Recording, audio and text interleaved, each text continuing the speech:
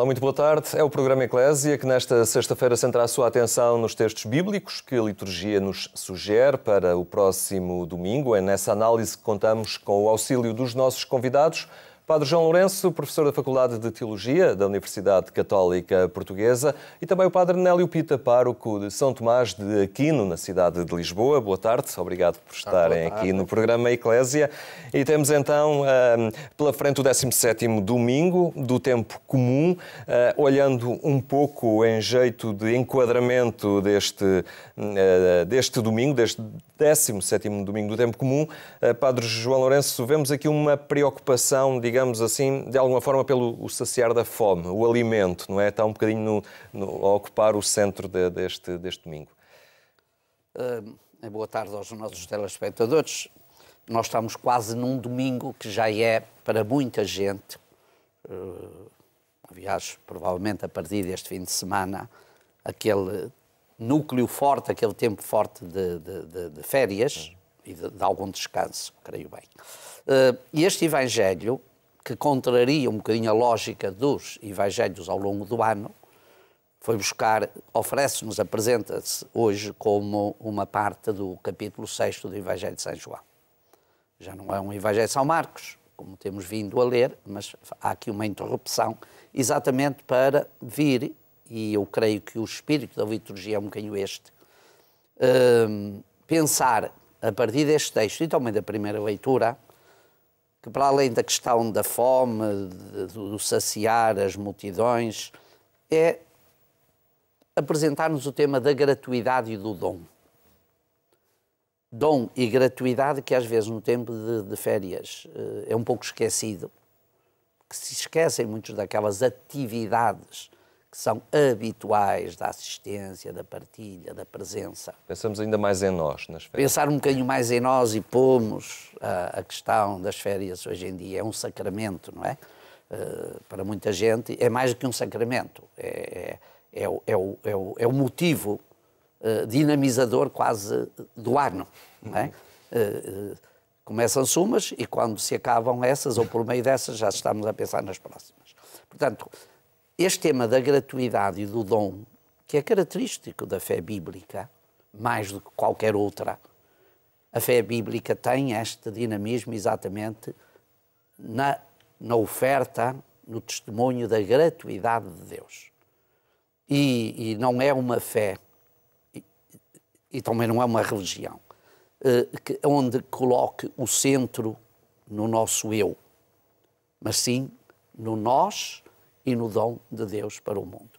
E, portanto, este texto, e de acordo um bocadinho com a perspectiva de que São João empresta todo este capítulo, que depois é completado com um longo texto sobre o discurso, sobre o tema do pão da vida em Cafarnaum, todo este texto vem exatamente emprestar à vida cristã uma certa dimensão eucarística. E Eucaristia é bênção, é doação, é entrega, é partilha. E estamos aqui exatamente, eu diria, que mais do que alimentar as multidões de que este sinal se faz eco, o que Jesus aqui pretende mostrar-nos é que na partilha e na comunhão se encontra certamente nesta gratuidade algumas respostas para as questões que tocam a essência do homem e, no fundo, também a essência da vivência cristã. Padre Nélio? Eu destacava o tema do milagre da generosidade. Na primeira leitura há um profeta que é tido como o homem de Deus, que prescinde dos seus direitos como profeta para alimentar uma multidão, contra a lógica racional, evidente, não era possível alimentar, ele alimenta.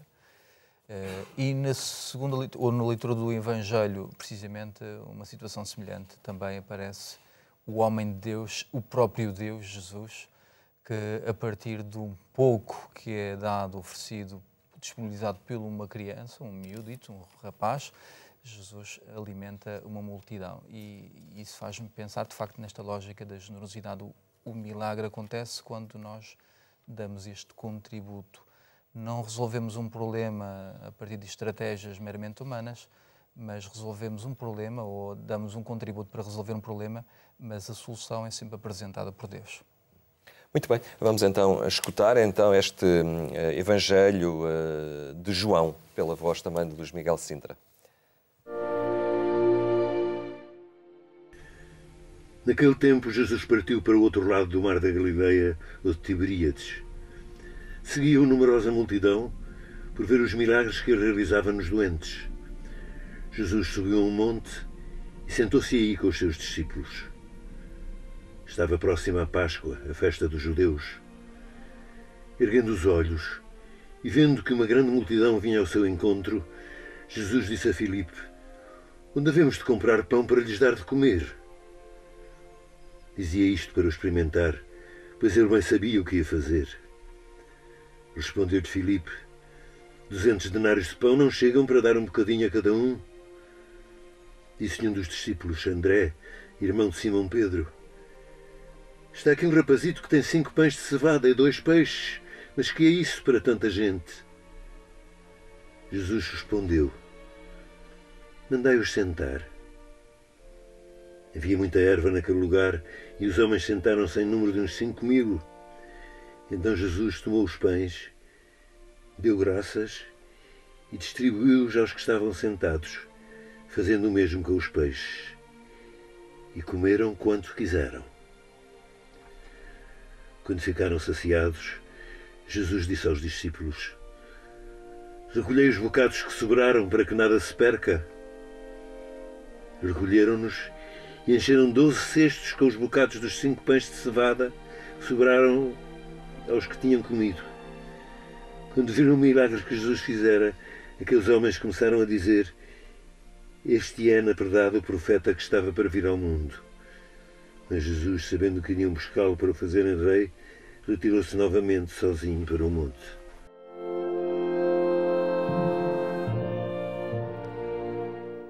Muito bem, Padre João Lourenço, temos então aqui a tal lógica da partilha, não é? Este saciar da fome, mas também de uma fome que se pode revestir de diversas formas, não apenas a fome física. Há hoje muitas necessidades e muitas fomes. Pois, eu acho que há sempre a tentação de ler os textos ou de uma forma algo simplista, que é lê-los à letra e transpô-los um bocado para o nosso tempo, e há muito quem faça isso. E também lê-los numa perspectiva que contempla uma dimensão mais espiritual, embora não espiritualista meramente, mas mais espiritual, que de facto interpela nesta dimensão da partilha, da gratuidade, do dom, da presença. E eu creio que este Evangelho tem, e que é um Evangelho, a meu ver, muito próprio, muito adequado para esta época, pode vir interpelar-nos em algumas dimensões que me parecem importantes. Primeiro é que não é a quantidade em si e por si que satisfaz apenas os anseios e as necessidades da humanidade. A segundo é que as coisas vistas e lidas a partir de Deus podem ter sentidos diferentes. Nós temos aqui um bocadinho esta dinâmica inscrita no texto. Por um lado vemos os discípulos algo céticos, algo descrentes de alguma solução para o problema. Impotentes perante a dimensão do problema. Dimensão do problema. Por outro lado vemos os anseios da multidão procura de Jesus, e estes anseios que às vezes podem ser até levados ao exagero, como é a conclusão do texto. O povo esperava que de facto um dia viesse um profeta que viesse dar respostas a todas as inquietações. E Jesus foge dessa resposta, não é? Jesus evita ser esse profeta que vem apenas responder às necessidades materiais. A leitura de um messianismo fácil, de um messianismo de estômago cheio, foi sempre perigosa e continua a ser perigosa no nosso tempo, não é? Não é pelo facto de nós termos sociedades super abastecidas que temos, porventura, povos super felizes. Não é, porventura, termos sociedades super desenvolvidas, temos as respostas para todos os problemas. E, portanto, há aqui, de facto, uma interpelação que é aquela que vem da multidão. Buscam algo mais, querem algo mais. E não é Jesus que se presta a um algo mais fácil, como tantas vezes sucede. Nós, às vezes, temos umas receitas passadas a partir de Jesus que damos, pensando que ali está, que Jesus é a banha da cobra para muitas questões. Não. É importante perceber que Jesus não é banha da cobra. Implica o empenho, o compromisso, a busca, a procura. Não pode prescindir, não se pode prescindir da participação humana. Jesus é um caminho, mas não é ele que percorre o caminho. Ele coloca-nos no caminho. E, no fundo, temos de procurar construir. E há aqui, de facto, também um apelo, diríamos, social para esta partilha profunda, que não deve ser apenas ao nível local, etc., mas a própria sociedade se deve interrogar. Compete à Igreja, enfim, hoje, como testemunha de Cristo, ser sinal de que esta partilha pode ser também mais implementada, tornada mais presente no mundo, entre os povos, entre as sociedades, como, aliás, o tem feito e nestas últimas crises tem procurado advertir nesse sentido, mesmo que isso traga depois questões polémicas e dissensões e dificuldades na sua concretização, mas esse apelo está aqui muito bem presente e São João é um bom exemplo desta dimensão de novidade que o Evangelho nos oferece. Padre Nélio, o que é que mais destaca nesta parte do Evangelho? De facto, é interessante que o Padre João tinha começado por fazer referência aos níveis de leituras. E este texto é capítulo 6º. É um capítulo que nós podemos fazer vários tipos de leitura. Há aqui um acontecimento e esse acontecimento funciona como sinal a partir do qual João vai fazer todo o discurso sobre o pão da vida. Como sabemos, João não tem, como os sinóticos, o relato da instituição da Eucaristia. Todo o tema da Eucaristia, do pão da vida, está neste capítulo. E, portanto, num primeiro nível de análise, digamos, mais simples, mais literal, nós vemos um acontecimento e esse acontecimento ocorre de uma forma extraordinária graças ao contributo de um rapaz que tem 5 pães e 2 peixes. A lógica dos discípulos é dizerem, meu Deus, não é possível, não temos nada a fazer nesta situação, eu demito-me deste problema, viro as costas. Há uma outra alternativa que é, na minha pobreza, dou o meu contributo e esse contributo será determinante na solução deste problema. E claro, como pastor, como padre, como sacerdote que trabalha numa paróquia, isto tem ressonâncias na minha vida. Quando eu peço a alguém ou quando nós solicitamos a comunidade para um determinado serviço, há pessoas que aparecem e dizem assim, padre, eu não tenho muito tempo, tenho uma vida profissional intensa, tenho os meus filhos, tenho o meu marido, mas posso dar o meu pequeno contributo. Mas olha que também eu não sei muito, mas se for necessário eu estou disponível para contribuir. E é o somatório destes pequenos contributos dados com o coração, com vontade, com determinação, que se faz a dinâmica da comunidade e que se faz a transformação da Igreja e da sociedade. Quando uma pessoa ouve e diz, eu não tenho tempo para isso, ou, por exemplo, eu não sei nada do assunto, ou dizem, precisamos de um apoio para uma missão, Moçambique ou Angola, se eu tivesse o Euromilhões, eu ajudava. Quando se tem esta lógica, por exemplo, alguns dizem, quando eu for reformado vou ter tempo. Quando tiver o Euromilhões, dou uma ajuda. Essa lógica não dá nada. É a lógica dos discípulos. Não dá nada. É preciso dizer isso de uma forma clara. É uma lógica que só se conta com a dimensão humana, inútil. Às vezes só cria obstáculos na comunidade. Quando a pessoa reconhece, é pouco, são 5 pães e 2 peixes, é o meu tempo, é a minha fraca sabedoria, mas se o Senhor Padre precisar, ou se a comunidade achar que é um contributo importante, estou disponível. É assim que se faz. Este texto fez-me pensar de uma forma muito especial hoje nesta dimensão. Padre João Lourenço, então, na primeira leitura desse segundo livro dos Reis, temos, de alguma forma, um texto que nos recorda, que nos mostra uma certa proximidade em relação a este Evangelho. Há aqui pontos comuns de ligação. Eu creio que há até, da parte de São João, no Evangelho. São João é um especialista em ler o Antigo Testamento, a partir de Jesus, sobre diversos personagens, o caso de Moisés, o caso de todas as cenas do Êxodo, a caminhada do Sinai, diversos acontecimentos, e também diversos personagens. E aqui está, de facto, um personagem, que é o Eliseu, uma espécie de profeta taumaturgo.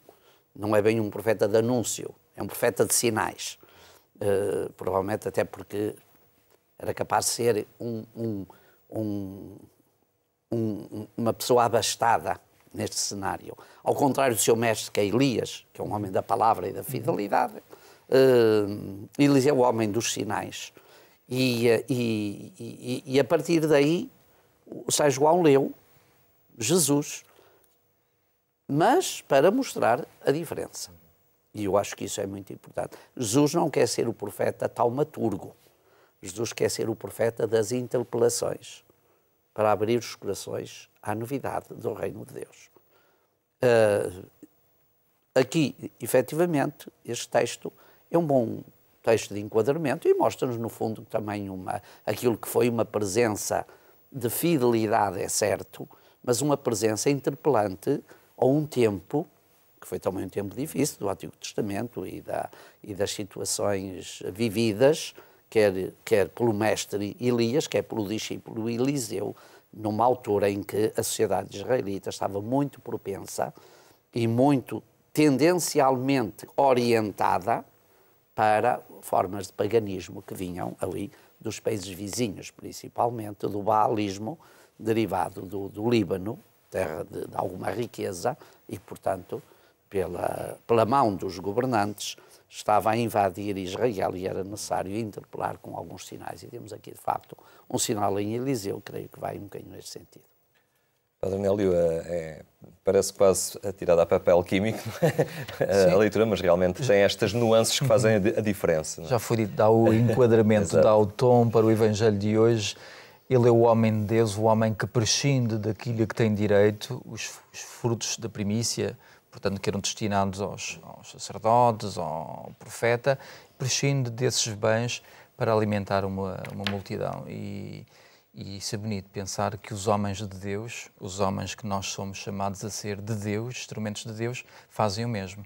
Em vez de acumular para si, pensar em si, são aqueles que pensam no bem das pessoas que estão famintas. Vamos então avançar para a segunda leitura, a leitura da Epístola de Paulo aos Efésios, e realmente, não sei se é correto, mas podemos encontrar aqui algumas recomendações, alguns desafios na linha dos verdadeiros ingredientes para aquele pão que realmente nos sacia para a vida, humildade, mansidão, paciência, enfim, o desafio que toca a cada um dos crentes e aquilo a que são chamados e que realmente para viverem uma vida, digamos, saciados, digamos assim, no espírito. Nesta carta aos Efésios, nós notamos duas partes bem conseguidas ou bem distintas na intencionalidade de Paulo. Os 3 primeiros capítulos, que é uma carta essencialmente teológica, doutrinal, de grande profundidade, de grande beleza, uma centralidade cristológica muito importante, e esta segunda parte começa exatamente aqui no capítulo 4. A carta tem uma perspectiva mais prática, menos doutrinal porventura, que não quer dizer que o não seja, mas mais orientativa para a realidade prática. E nesse sentido, nós temos aqui, de facto, uma parte que vai exatamente nesse sentido, em que Paulo deixa uma série de interpelações aos crentes de Éfeso, também numa sociedade difícil, como era aquela que a comunidade cristã de Éfeso vivia, engolida numa grande cidade, com umas centenas de milhares de pessoas, provavelmente um pequeno fermento ali tinha de ser, de facto, um testemunho. Mas Paulo não esquece que há condições que são fundamentais para esta identidade própria. E isso ele destaca através de 7 elementos que são muito bonitos. Parece quase uma referência àquela código de vida mnemónica, aos códigos, não é? Que é constituir um só culto. Primeiro, certamente, é que haja um só Deus e Pai de todos. Isto é fundamental. Só assim é que podem ser um só corpo, um só espírito, uma só esperança, um único Senhor Redentor, nesse sentido, uma só fé e tudo partindo de um só batismo. Este código é no fundo, Paulo a recordar aos irmãos, àqueles a quem dirige a carta de Éfeso. Paulo terá escrito esta carta já na ausência, perante os ecos que chegam da comunidade de Éfeso, para recordar qual é o caminho a seguir e de onde deve partir a vivência da sua fé, que os deve levar a esta vivência prática, como de facto ele vem documentar aqui. Ficamos então com este código. Na semana passada terminámos com o Padre Nélio Pita, hoje terminamos com o Padre João Lourenço. Acho que é justo, ficamos equilibrados assim. O tempo não nos permitir mais além, mas da nossa parte agradeço então a vossa presença hoje aqui a comentar então estes textos bíblicos do 17º Domingo do Tempo Comum. Muito obrigado pela vossa presença. Também. Ficamos por aqui.